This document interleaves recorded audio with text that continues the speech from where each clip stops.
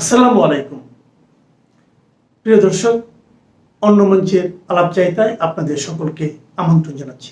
Subject পাল্টে যাওয়ায় খবরও পাল্টে গেছে। এখন যে খবরটা আপনাদের দেবো সেটা হচ্ছে, আমি এই খবরটা অনেকদিন ধরেই আমার কানে আসছে, কিন্তু কনফার্মেশন পাচ্ছিলাম না।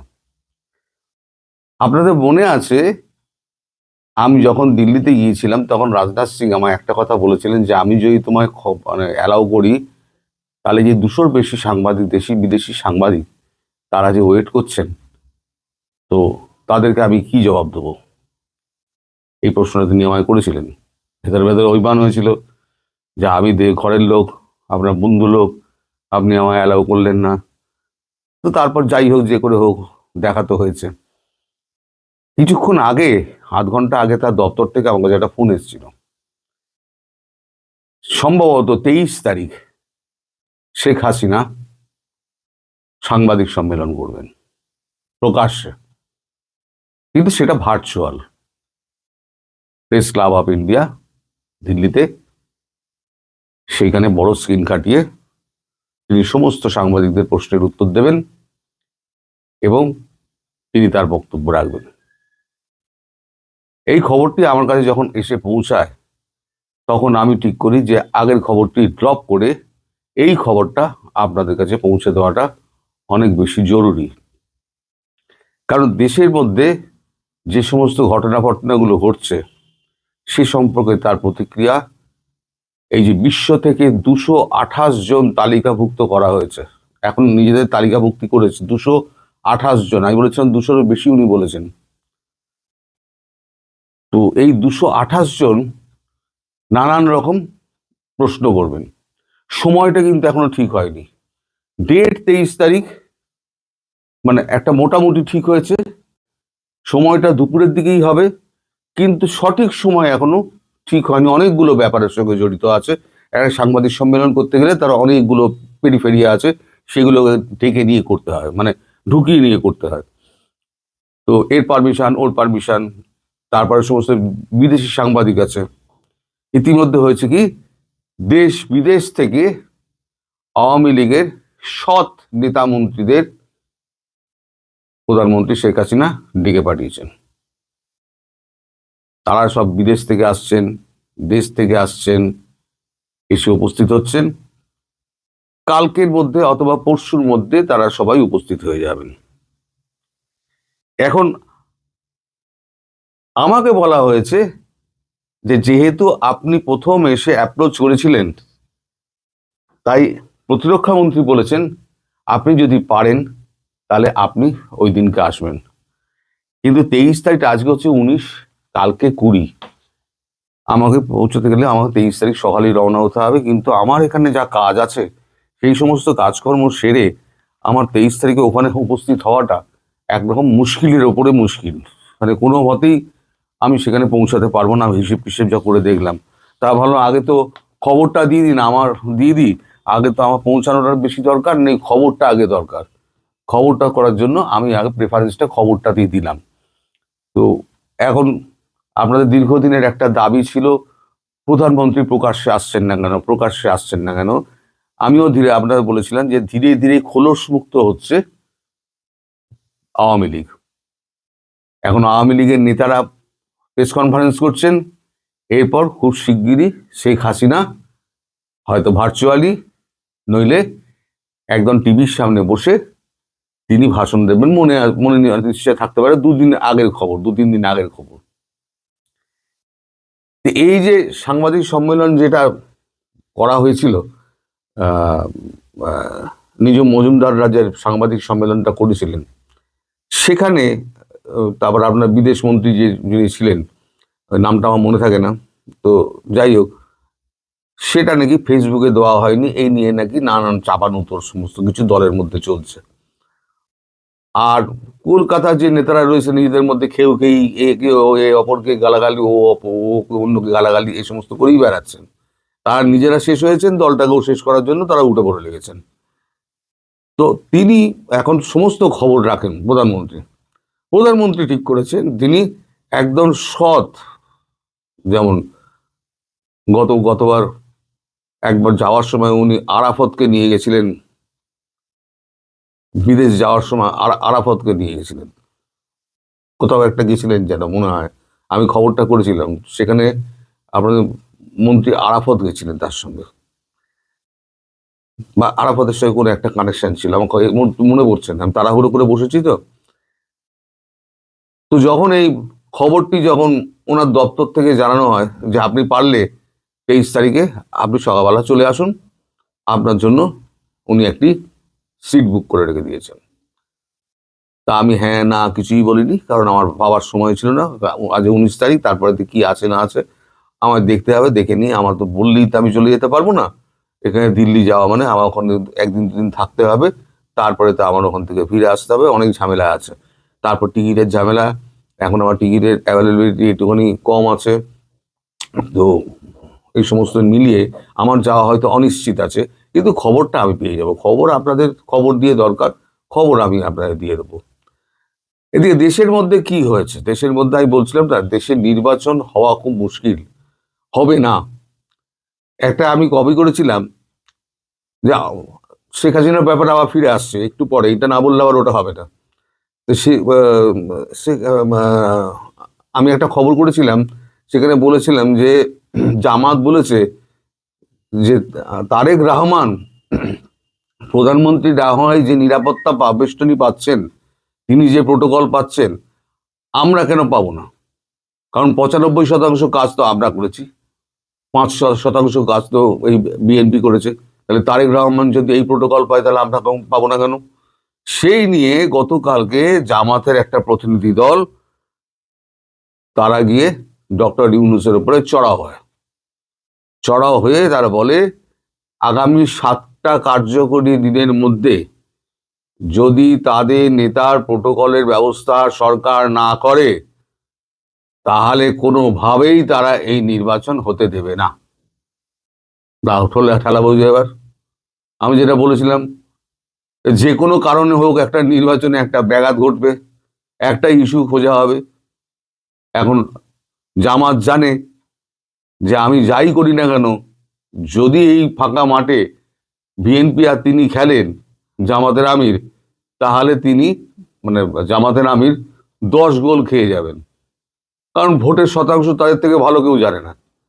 এই অবস্থায় এখন ইউনূস পড়েছেন প্যাচে। ইউনূস কি করবেন? এখন কত লোককে কত গার্ড দেবেন? এখন জামাতের আমিরকে গার্ড দিলেই আবার সঙ্গে সঙ্গে যে দ্বিতীয় যে আমির রয়েছে সে এসে বলবে আমি ছোট কি আছে, আমাকেও দিতে হবে। এইভাবে সংখ্যা বাড়তে থাকবে। এটা ইউনূসের পক্ষে একটা ভীষণ জ্বালার ব্যাপার। তো এই নিয়ে একটা ব্যাপার চলছে, মানে গন্ডগোল চলছে। এদিকে খলিলুর রহমান আজকে আবার চীনের সঙ্গে, তিনি চীনের রাষ্ট্রদূতের সঙ্গে কথা বলেছেন, সেটা হচ্ছে তিস্তা ব্যারেজকে উন্নয়ন করা নিয়ে।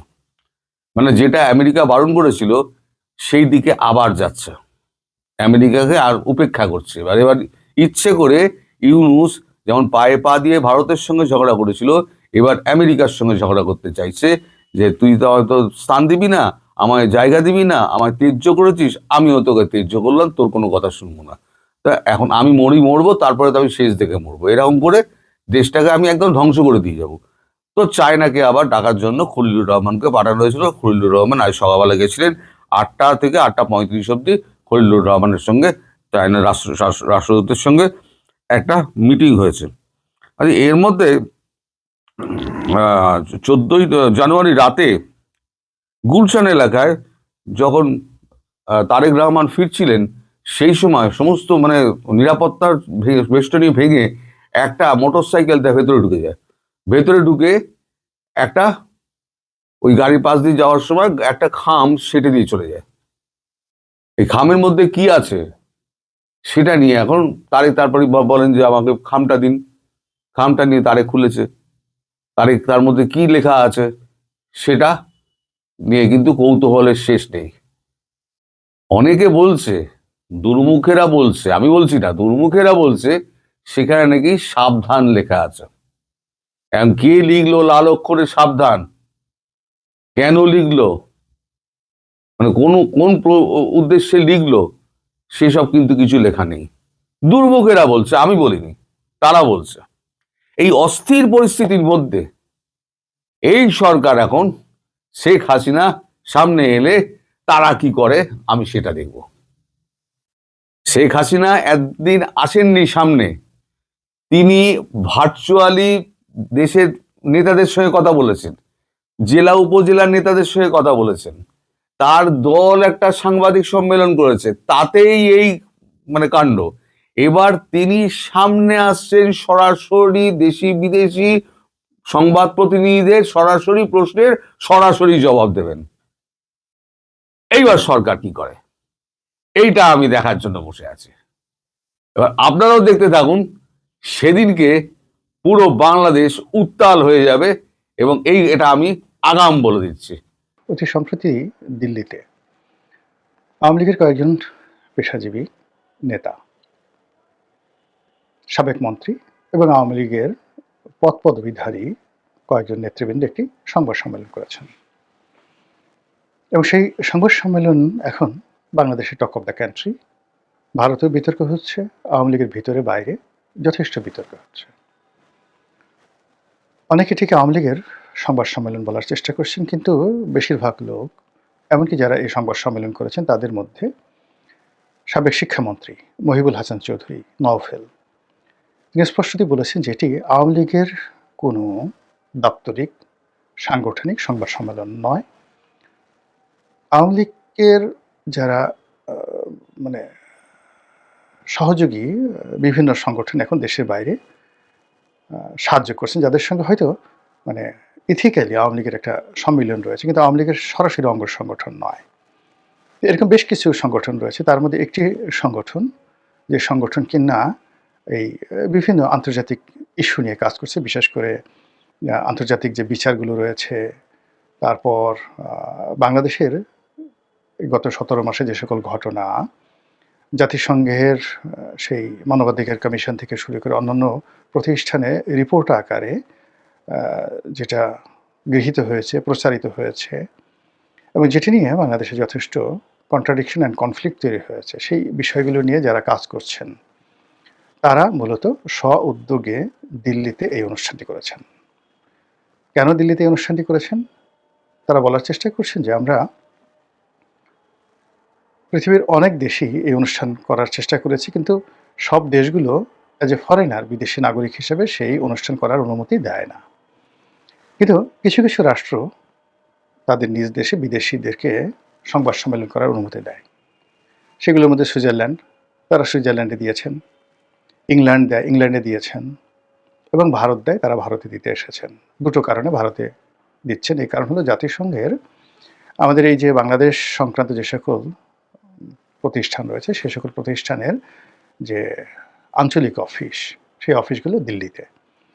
তো এই কারণে তারা এই দিল্লিতে এসে সংবাদ সম্মেলন করেছেন, এবং অন্য জায়গাতেও তারা আগামীতে সংবাদ সম্মেলন করবেন। এটি নিপাট একটা তাদের যে রেগুলার কার্যক্রম, আওয়ামী লীগ মাইন্ডের যে নেতাকর্মীরা যে যার অবস্থান থেকে, কেউ হয়তো ব্যক্তিগতভাবে, কেউ হয়তো সাংগঠনিকভাবে, কেউ হয়তো একটা সংগঠন করে, কেউ একটা প্রতিষ্ঠান করে এখন এই ইউনূস সরকারের বিরুদ্ধে, বর্তমান সরকারের বিরুদ্ধে আওয়ামী লীগের পক্ষে ন্যারেটিভ তৈরি করার চেষ্টা করছেন, তারই একটা ধারাবাহিক অবস্থা। এবং তিনি যেটি স্পষ্ট করেছে যে তাদের এই সংবাদ সম্মেলনের সঙ্গে আওয়ামী লীগের কোনো সম্পর্ক নেই, সাংগঠনিক কোনো যাকে বলা হয় বাধাও নেই, আর অনুমতিও নেই। শেখ হাসিনা জানেন কি জানেন না এই বিষয়ে প্রশ্ন করা হয়নি, তিনি বলেননি। তো এই হলো মোটামুটি অনুষ্ঠান নিয়ে আলোচনা। এখন এখানে যারা উপস্থিত ছিলেন তাদের মধ্যে নওফেল সাহেব ছিলেন, হাসান মাহমুদ সাহেব সাবেক পররাষ্ট্রমন্ত্রী তিনি ছিলেন, আর ছিলেন সেই ব্যারিস্টার নিঝুম মজুমদার, ওনারা সবাই ছিলেন। এর মধ্যে ব্যারিস্টার নিঝুম মজুমদারকে নিয়ে আওয়ামী লীগের ভিতরে নানা রকম যাকে বলা হয় আলোচনা আছে, সমালোচনা আছে। তার পক্ষে অনেক লোক আছে, বিপক্ষে অনেক লোক আছে। এর কারণ হলো নিঝুম মজুমদার দ্য ওয়ে যেভাবে তিনি কথা বলেন, অ্যারোগ্যান্টলি শেখ হাসিনার পক্ষে, আওয়ামী লীগের পক্ষে, এটা আওয়ামী লীগের যারা খুব কনজারভেটিভ লোকজন, তারা এতে খুব শান্তি পান, যে কথাগুলো তারা বলতে পারেন না কিন্তু তারা বলতে চান, ঠিক সেই কথাগুলো নিঝুম মজুমদার খুব স্ট্রিক্টলি অ্যান্ড স্ট্রংলি তিনি সেই কথাগুলো বলতে পারেন। তার উচ্চারণ, তার শব্দচয়ন, তার যে রাফ অ্যান্ড টাফ হিম্যানশিপ যেটাকে বলা হয়, সেটা যে হিম্যানশিপ যাদের মধ্যে আছে, যেমন ধর্মেন্দ্র, যাকে বলা হয় হিম্যান, তো এরকম একটা আইরনি ভাব নিজম মজুমদারের মধ্যে আছে। আর আওয়ামী লীগের যারা লিবারেল যারা লোকজন আছে, তাদের বক্তব্য হলো যে এই মুহূর্তে আওয়ামী লীগ যেহেতু একটা ব্যাকফুটেজে আছে, আওয়ামী লীগের বেশি দরকার হলো মানুষের সহানুভূতি। তো সেই সহানুভূতি অর্জন করার ক্ষেত্রে নিজুম মজুমদার বা তাদের মতো যারা লোকজন, মানে যারা খুব স্ট্রংলি প্রতিপক্ষকে গালাগাল করেন এবং আওয়ামী লীগের সকল ন্যারেটিভকে তারা এখনো পর্যন্ত জিন্দা রাখতে চান, এটি মানুষের মনে একটা বিষক্রিয়া তৈরি করে। কাজেই এই লোক আওয়ামী লীগের জন্য লায়াবিলিটিস। এর বাইরে তার ছাত্র জীবনে আওয়ামী লীগের একটা সবচেয়ে বড় মানে যাকে বলা হয় ন্যারেটিভ, যে এখানে ছাত্র জীবনে যারা ছাত্রলীগ না করেছে, তাদের শিক্ষা জীবনে তাদের বাবা মা আত্মীয় স্বজন কেউ দেখা গেল এমপির ছেলে, আওয়ামী লীগ এমপির ছেলে, আওয়ামী লীগ সভাপতির ছেলে বা মেয়ে, বা নিজে ছাত্রলীগ করেছে, এটা হলো আওয়ামী লীগ করার প্রথম পরিচয়। তো সেক্ষেত্রে নিজুম মজুমদার কোত্থেকে এলেন, বাড়ি কোথায়, ছাত্র জীবনে তিনি কোন শিক্ষা প্রতিষ্ঠানে ছিলেন, কবে ছাত্রলীগ করেছেন, কোন কমিটিতে ছিলেন, কোন মিছিলে ছিলেন, কোন মিটিংয়ে ছিলেন, এবং আওয়ামী লীগের যে দুঃসময়গুলো গিয়েছে সেই দুঃসময়গুলোতে তিনি কি করেছেন, এই জিনিসগুলো আওয়ামী লীগের যারা জানে না, কিন্তু বাংলাদেশে নিজুম মজুমদারকে চেনেন না, তারা এই প্রশ্নগুলো করতে চান। অনেকে ভয় পান যে এইভাবে সাদিক কায়েমরা, তারপরে শেষে সে হাসনাত সার্জিসরা, তারা তো ছাত্রলীগের মধ্যে এভাবে লুকায়িত ছিল। তো এই নিজুম মজুমদাররা যে জামাতের পক্ষ হয়ে বা তারা যে শিবিরের রিক্রুটমেন্ট হিসেবে এখানে আওয়ামী লীগের মধ্যে ঢুকে পড়েনি এবং আওয়ামী লীগকে ওন করতে গিয়ে মানে এমন সব কথাবার্তা বলছেন যেটা আওয়ামী লীগকে আসলে একটা ফ্যানাটিক দল হিসেবে, একটা উগ্র দল হিসেবে, একটা জঙ্গি দল হিসেবে প্রতিষ্ঠিত করে ফেলছে। কাজেই নিজুম মজুমদারের পরিচয়, তার আইডেন্টিফিকেশন জানার জন্য এই ছাত্রলীগ ব্যাকগ্রাউন্ডের, আওয়ামী লীগ ব্যাকগ্রাউন্ডের যারা লোকজন রয়েছেন, যারা নিজুম মজুমদারকে চেনেন না, তারা এই বিষয়ে সন্দেহ প্রকাশ করেন। এই গেল এক। ২ নম্বর হলো ডক্টর হাসান মাহমুদ। তো ডক্টর হাসান মাহমুদ সম্পর্কে অনেক বিতর্ক, আওয়ামী লীগের মধ্যে বিতর্ক। প্রথম বিতর্ক হলো যে তিনি এই আওয়ামী লীগের যে কজন মন্ত্রী ছিলেন যাদের বিরুদ্ধে দুর্নীতির অভিযোগ অনেক অনেক বেশি, তাদের মধ্যে তিনি উজিরে আলা, প্রধানতম মন্ত্রী ছিলেন তিনি, মানে মন্ত্রী পদমর্যাদায় he was the one of the leading minister যারা এই করাপশনের সঙ্গে জড়িত ছিল। ২ নম্বর হলো যে ক্ষমতাকে পাকাপোক্ত করার জন্য সেই বা আওয়ামী লীগকে সেভ করার জন্য, প্রতিপক্ষকে ঘায়েল করার জন্য আওয়ামী লীগের পুরো জমানাতে যে কয়জন মন্ত্রী বক্তব্য দিয়েছেন এবং তাদের বক্তব্য যথেষ্ট বিরক্তি তৈরি করত, প্রতিপক্ষকে বিক্ষুব্ধ করত এবং আওয়ামী লীগকে বিপদে ফেলত এবং আওয়ামী লীগকে একটি যাকে বলা হয় একটা অসামাজিক দল হিসেবে, যাদের জবানের কারণে আওয়ামী লীগ একটি অসামাজিক দল হিসেবে, অসভ্য দল হিসেবে ভদ্রলোকের কাছে নিন্দিত হতো, তাদের মধ্যে প্রধানতম ব্যক্তি ছিলেন ডক্টর হাসান মাহমুদ। আপনারা সবাই জানেন যে তিনি যখন পালাচ্ছিলেন বাংলাদেশ ছেড়ে এয়ারপোর্ট দিয়ে, ওই সময়টা তিনি এবং পলক একসঙ্গে পালাচ্ছিলেন। তো একসঙ্গে পালাতে গিয়ে সেই হাসান মাহমুদ চলে গেলেন নিরাপদে, পলক ধরা পড়ে। এর অর্থ যে পুলিশের সঙ্গে, এয়ারপোর্ট কর্মকর্তাদের সঙ্গে, ডিজিএফআইয়ের সঙ্গে হাসান মাহমুদের যে একটা অতীত সম্পর্ক অতীতে ছিল, বিশেষ করে 1/11-এর সময় আমরা হাসান মাহমুদকে আসলে চেনা শুরু করি যে লিডার হিসেবে, শেখ হাসিনার ঘনিষ্ঠজন হিসেবে ১/১১-র সময়। তিনি চট্টগ্রাম বিশ্ববিদ্যালয়ের ছাত্রলীগের নেতা ছিলেন। এরপর বহুদিন তিনি দেশের বাইরে ছিলেন, সুইডেনে ছিলেন। তো সেখান থেকে শেখ হাসিনার পিএস হিসেবে তিনি আসেন, পলিটিক্যাল সেক্রেটারি হিসেবে আসেন বা পার্সোনাল সেক্রেটারি হিসেবে আসেন, এবং তার যে কথাবার্তা, তাকে এবং সৈয়দ আশরাফকে আমরা একেবারে প্রথম লাইমলাইটে দেখি 1/11-এর সময়। তো 1/11-এর সময় তিনি এলেও ওই সময়টাতে তার অর্থনৈতিক অবস্থা ভালো ছিল না, তিনি বিদেশ থেকে আসতেন।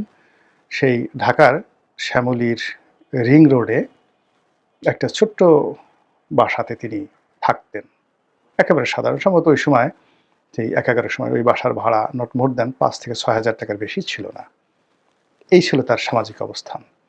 তো সেখান থেকে এখন ডক্টর হাসান মাহমুদ কোন অবস্থায় আছেন, তার মানে জানা টাকা পয়সা, তার চেয়ে তার দুর্নাম বদনাম অনেক বেশি, আর তার প্রতিপক্ষরা মানে যা বলা বলি করছে, যেটা যেহেতু হাসান মাহমুদ সাহেবের সঙ্গে আমার খুব ভালো সম্পর্ক, এই কথাগুলো আমার ব্যক্তিগত মুখ দিয়ে বলতে চাচ্ছি না। তো সেই হাসান মাহমুদ, যাকে আওয়ামী লীগের লোকজন মনে করে যে কজন লোক শেখ হাসিনাকে ডুবিয়েছেন তার মধ্যে হাসান মাহমুদ অন্যতম, তিনি আবার এখানে কেন সংবাদ সম্মেলনে আসলেন? তাহলে শেখ হাসিনার কি হলো? তার মধ্যে তো কোনো পরিবর্তন নাই, যেই লাউ সেই কদু।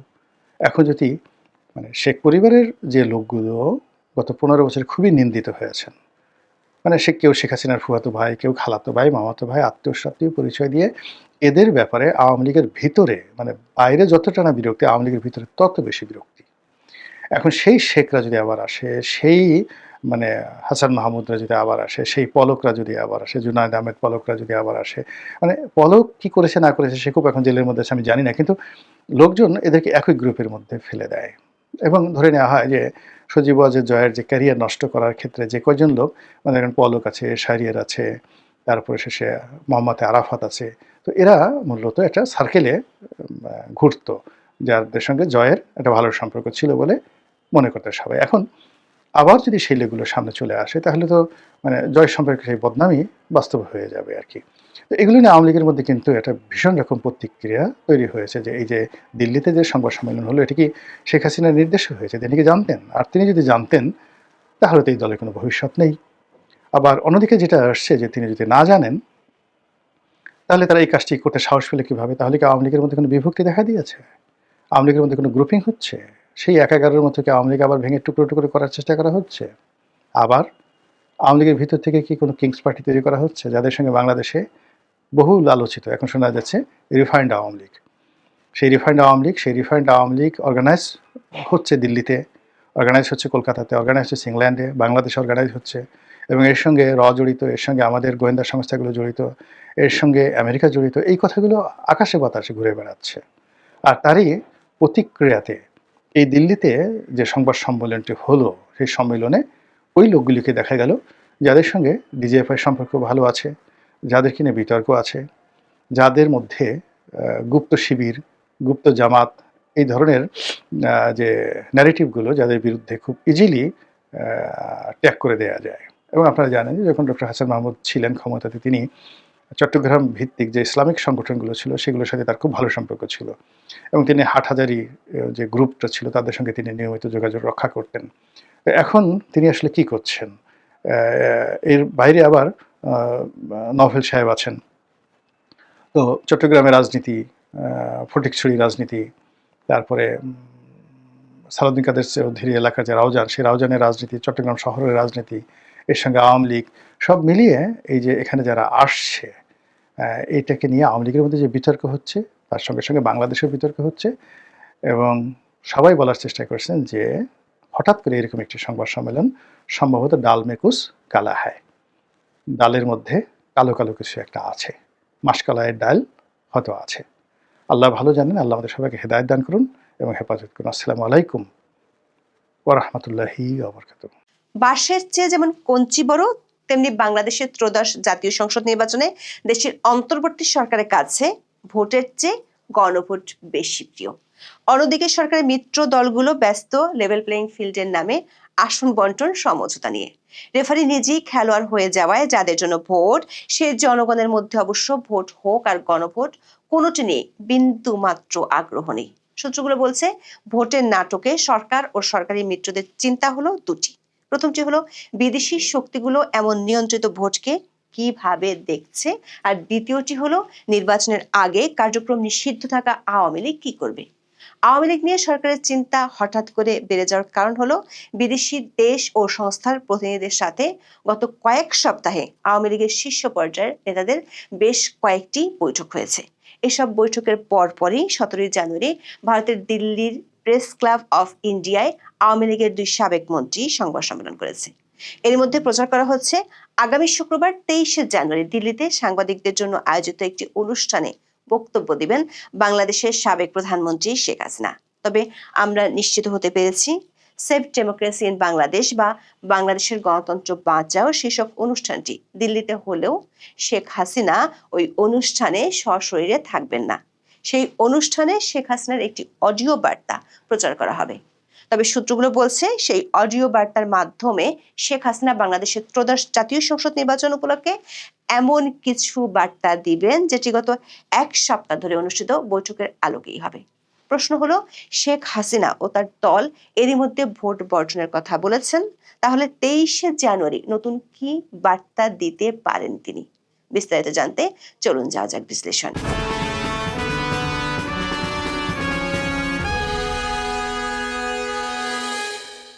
2024 সালের 5ই আগস্ট সরকার পতনের পর থেকে আওয়ামী লীগ সভানেত্রী ও বাংলাদেশের সাবেক প্রধানমন্ত্রী শেখ হাসিনা আছেন দিল্লিতে। সেখান থেকে অডিও বার্তার মাধ্যমে দলীয় নেতাকর্মীদের প্রায় তিনি বার্তা দেন। এ নিয়ে ভারতের কাছে একাধিকবার নালিশও জানায় বাংলাদেশের অন্তর্বর্তী সরকার। এতে অবশ্য কোনো লাভ হয়নি। উল্টো ইংরেজি বাংলা মিলিয়ে একাধিক আন্তর্জাতিক ও ভারতীয় সংবাদ মাধ্যমকে ইমেইলের মাধ্যমে সাক্ষাৎকার দিয়েছেন শেখ হাসিনা। সেসব সাক্ষাৎকারে বাংলাদেশের অন্তর্বর্তী সরকারের বৈধতা নিয়ে প্রশ্ন তোলার পাশাপাশি এই সরকার আমলে মানবাধিকার লঙ্ঘন, সংখ্যালঘু নির্যাতন এবং আওয়ামী লীগের নেতা কর্মীদের উপর নিপীড়ন সহ একাধিক ইস্যুতে তিনি মন্তব্য করেছেন। প্রায় সবগুলো সাক্ষাৎকারে তিনি দাবি করেছেন তার দল আওয়ামী লীগ নির্বাচনে অংশ নিতে চায়, কিন্তু আওয়ামী লীগের জনপ্রিয়তায় ভয় পেয়ে সরকার আওয়ামী লীগকে নির্বাহী আদেশে নিষিদ্ধ করে ভোটের মাঠ থেকে বাইরে রেখেছে। কিন্তু অডিও বার্তা কিংবা ইমেল সাক্ষাৎকার দিলেও শেখ হাসিনাকে গত 17 মাসে সশরীরে দেখা যায়নি কিংবা ভিডিও বার্তাও দিতে দেখা যায়নি। ভারতীয় এক সাংবাদিকের ভিডিও বার্তা থেকে প্রচারিত হয়েছে 23শে জানুয়ারি শেখ হাসিনা সশরীরে সাংবাদিকদের জন্য আয়োজিত একটি অনুষ্ঠানে উপস্থিত থাকবেন। তবে দিল্লির একাধিক সূত্রে আমরা নিশ্চিত হতে পেরেছি শেখ হাসিনা সশরীরে কোনো অনুষ্ঠানে উপস্থিত থাকছেন না। যে অনুষ্ঠানটির কথা বলা হচ্ছে সেটির শিরোনাম হলো সেভ ডেমোক্রেসি ইন বাংলাদেশ বা বাংলাদেশে গণতন্ত্র বাঁচাও। অনুষ্ঠানটির আয়োজন করেছে দিল্লিতে অবস্থিত foreign correspondents club of South Asia. দিল্লির মাথুরেতে এই অনুষ্ঠানটি হবে। সেখানে সশরীরে হাজির থাকবেন হিউম্যান রাইটস ওয়াচের মহাসচিব ইঞ্জিনিয়ার মোহাম্মদ এস সিদ্দিক, সাবেক শিক্ষামন্ত্রী মহিবুল হাসান চৌধুরী নওফেল। এছাড়া ভার্চুয়াল মাধ্যমে যোগ দেবেন সাবেক পররাষ্ট্রমন্ত্রী আব্দুল মোমেন, সাবেক তথ্যমন্ত্রী মোহাম্মদ আলী আরাফাত, সাবেক সংসদ সদস্য হাবিব মিল্লাত এবং অধ্যাপক এস এম মাসুম। দিল্লির foreign correspondents club of South Asia and international association of press ক্লাবের সভাপতি ডক্টর ওয়াএল আওয়াদ যে সংবাদ বিজ্ঞপ্তি পাঠিয়েছে সেখানে বলা হয়েছে 23শে জানুয়ারি সন্ধ্যা 6টা থেকে 7টায় অনুষ্ঠানটি হবে, যেখানে সূচনা বক্তব্য দিবেন বাংলাদেশের সাবেক প্রধানমন্ত্রী শেখ হাসিনা। তবে সেটি হবে তার একটি অডিও বার্তা। এমনকি তিনি অডিও সংযোগে এসে সাংবাদিকদের প্রশ্নের জবাব দেওয়ার সম্ভাবনাও কম। দর্শক, এর আগে 17 জানুয়ারি ভারতের দিল্লির প্রেস ক্লাব অফ ইন্ডিয়ায় আওয়ামী লীগের 2 সাবেক মন্ত্রী সংবাদ সম্মেলন করে। ভারতীয় সংবাদ মাধ্যমগুলোর খবরে বলা হয়েছে আওয়ামী লীগ সরকারের পতনের পর গত 17 মাসে ভারতের মাটিতে এটি ছিল আওয়ামী লীগ নেতাদের কোনো সংবাদ সম্মেলন। অবশ্য দলটির অনেক নেতাই ভারতীয় গণমাধ্যমকে নানাভাবে সাক্ষাৎকার দিয়েছেন গত 1.5 বছরের বেশি সময়। যদিও অনুষ্ঠানের আয়োজকদের পক্ষ থেকে দাবি করা হয়েছে 17 জানুয়ারির প্রেস কনফারেন্সটি আওয়ামী লীগের ছিল না। সংবাদ সম্মেলনে হাজির ছিলেন সাবেক পররাষ্ট্রমন্ত্রী হাসান মাহমুদ ও সাবেক শিক্ষামন্ত্রী মহিবুল হাসান চৌধুরী নওফেল। অনুষ্ঠানের অন্যতম আয়োজক লন্ডন প্রবাসী ব্যারিস্টার নিঝুম মজুমদার বিবিসি বাংলাকে বলেছেন হাসান মাহমুদ এবং নওফেল চৌধুরী কেউই আওয়ামী লীগের নেতা হিসেবে ওই সংবাদ সম্মেলনে যাননি। দিল্লিতে 17 জানুয়ারি অনুষ্ঠিত সংবাদ সম্মেলনটির আয়োজক ছিল ইন্টারন্যাশনাল ক্রাইমস রিসার্চ ফাউন্ডেশন বা ICFR নামে একটি সংগঠন ও লন্ডন ভিত্তিক একটি ল ফার্ম। বিবিসি বাংলার খবরে বলা হয়েছে জাতিসংঘের মানবাধিকার বিষয়ক হাই কমিশনার কার্যালয় বা OHCHR জুলাই আগস্টের বিক্ষোভ নিয়ে যে প্রতিবেদন করেছিল তার একটি রিপোর্টাল বা জবাবি প্রতিবেদন তৈরি করেছে ICFR নামে এই সংগঠনটি। এর আগে একই বিষয়ে জেনেভাতেও সংবাদ সম্মেলন করা হয়েছিল। বিবিসি বাংলার খবরে বলা হয়েছে বাংলাদেশের নির্বাচনের আগে আওয়ামী লীগের 2জন সাবেক মন্ত্রী সশরীরে ভারতীয় গণমাধ্যমের মুখোমুখি হলে যে বাংলাদেশের রাজনীতি নিয়ে প্রশ্ন আসবেই তাও আয়োজকরা জানতেন এবং এর জন্য প্রস্তুত ছিলেন। ভারতের অবস্থানরত আওয়ামী লীগের একাধিক নেতা বিবিসি বাংলাকে বলেছেন বাংলাদেশের মানুষের কাছে তাদের রাজনৈতিক বক্তব্য পৌঁছে দেওয়ার জন্য ভারতের গণমাধ্যমই সব থেকে উপযুক্ত, তাই দিল্লিতে সংবাদ সম্মেলন করা হয়েছে। সংবাদ সম্মেলনে হাজির থাকা বাংলাদেশের সাবেক মন্ত্রী মহিবুল হাসান চৌধুরী নওফেল বিবিসি বাংলাকে বলেছেন দিল্লির সংবাদ সম্মেলনের সঙ্গে বাংলাদেশে যে 12ই ফেব্রুয়ারি নির্বাচন হতে যাচ্ছে তার কোনো সম্পর্ক নেই। তার দাবি এটি নির্বাচন বা ইলেকশন নয়, এটি একটি সিলেকশন। দর্শক, যদিও শেখ হাসিনা দিল্লি থেকে নেতাকর্মীদের উদ্দেশ্যে অডিও বার্তা দেন এবং আওয়ামী লীগের নেতারা বিভিন্ন গণমাধ্যমে সাক্ষাৎকার দেন, কিন্তু গত 17 মাসে আওয়ামী লীগের কোনো নেতাকে সরাসরি কোনো ধরনের সংবাদ সম্মেলনে দেখা যায়নি। গত বছরের মাঝামাঝি সময় নাগাদ দিল্লির জাতীয় প্রেস ক্লাবে একটি মানবাধিকার সংগঠনের ব্যানারে বেশ কয়েকজন আওয়ামী লীগ নেতার প্রকাশ্যে আসার কথা ছিল, তবে ভারতের স্বরাষ্ট্র মন্ত্রণালয় শেষ পর্যন্ত তা নিয়ে আপত্তি তোলায় সেটি বাতিল করা হয়। তখন কারণ হিসেবে অনানুষ্ঠানিকভাবে বলা হয়েছিল, এই আওয়ামী লীগ নেতারা যেহেতু প্রায় সবাই পর্যটক ভিসা বা বাণিজ্যিক ভিসা নিয়ে ভারতের মাটিতে আছেন, তাই তাদের প্রকাশ্য রাজনৈতিক কার্যক্রমে অংশ নিতে দেওয়া সম্ভব নয়। তবে হাসান মাহমুদের ক্ষেত্রে পরিস্থিতিটা আলাদা, কারণ তিনি ভারতে নন, আপাতত থাকছেন ইউরোপের দেশ বেলজিয়ামে। সম্প্রতি সোশ্যাল মিডিয়াতে ফাঁস হওয়া বিভিন্ন ছবিতে তাকে ইউরোপের বিভিন্ন দেশে সফর করতেও দেখা গেছে। ফলে হাসান মাহমুদের ক্ষেত্রে ভারতের সরাসরি কোনো দায় নেই বলেই তাকে দিল্লির প্রেস ক্লাবে এই সাংবাদিক সম্মেলন করার অনুমতি দেওয়া হয়েছে বলে ধারণা করা হচ্ছে। এই সংবাদ সম্মেলনে তার সঙ্গী নিঝুম মজুমদারও লন্ডন প্রবাসী বাংলাদেশি, কাজেই তার ক্ষেত্রেও একই কথা প্রযোজ্য। আবার শেখ হাসিনা প্রথমবারের মতো সাংবাদিকদের জন্য আয়োজিত একটি অনুষ্ঠানে অডিও বার্তা দিতে পারেন। প্রশ্ন হলো, এতদিন পর ঠিক বাংলাদেশের নির্বাচনের আগে আগে কেন এমনটা হচ্ছে? দিল্লির কূটনৈতিক সূত্রগুলো বলছে, ভারতে থাকা এবং ভারতের বাইরে বেশ কিছু দেশের, বিশেষ করে পশ্চিমা দেশগুলোর রাষ্ট্রদূতদের সাথে গত কয়েক সপ্তাহে আওয়ামী লীগের শীর্ষ পর্যায়ের নেতাদের অফ দ্য রেকর্ড যোগাযোগ হয়েছে। বিশেষ করে মার্কিন যুক্তরাষ্ট্র এবং ইউরোপীয় দেশগুলোর প্রতিনিধিদের কাছে তারা এই বার্তা পৌঁছানোর চেষ্টা করছেন যে আওয়ামী লীগকে বাদ দিলে বাংলাদেশে মৌলবাদী শক্তির উত্থান ঘটবে এবং আঞ্চলিক ভারসাম্য নষ্ট হবে। এমনিতেই আন্তর্জাতিক সম্প্রদায়ের পক্ষ থেকে অন্তর্ভুক্তিমূলক নির্বাচনের দাবি বরাবরই জোরালো ছিল। গত 23শে ডিসেম্বর মার্কিন যুক্তরাষ্ট্রের 5 জন প্রভাবশালী আইন প্রণেতা অন্তর্বর্তী সরকারকে একটি চিঠি লিখে আওয়ামী লীগকে সম্পূর্ণ নিষিদ্ধ করার বিষয়ে উদ্বেগ প্রকাশ করেছেন। ব্রিটিশ পার্লামেন্টেও বিষয়টি নিয়ে আলোচনা হয়েছে।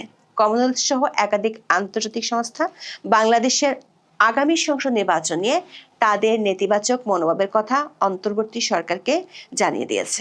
সূত্রগুলো বলছে, শেখ হাসিনা 23শে জানুয়ারি অডিও বার্তায় আন্তর্জাতিক সম্প্রদায়ের উদ্দেশ্যে বার্তা দিতে পারেন। আন্তর্জাতিক সম্প্রদায়গুলোর প্রতিনিধিদের সাথে গত কয়েক সপ্তাহ দলটির শীর্ষ নেতাদের যে যোগাযোগ হয়েছে তার প্রেক্ষিতে তিনি এমন বার্তা দিতে পারেন। এর মধ্যে আওয়ামী লীগের পক্ষ থেকে ভোট কেন্দ্রে না যাওয়ার জন্য ক্যাম্পেইন করা হচ্ছে। শেখ হাসিনা নিজেও অডিও বার্তায় এমন নির্দেশনা দিয়েছেন। গত 2 দিনে আওয়ামী লীগের পক্ষ থেকে আবারও মিছিল করা শুরু হয়েছে। পুলিশের একাধিক সূত্রে জানা গেছে, দলটির ঝটিকা মিছিল থামানোর জন্য এক সময় সরকারের পক্ষ থেকে ব্যাপক চাপ ছিল। এমনকি বেশ কয়েকজন পুলিশ কর্মকর্তাকে প্রত্যাহারও করা হয়েছিল। কিন্তু গোয়েন্দা সূত্রগুলো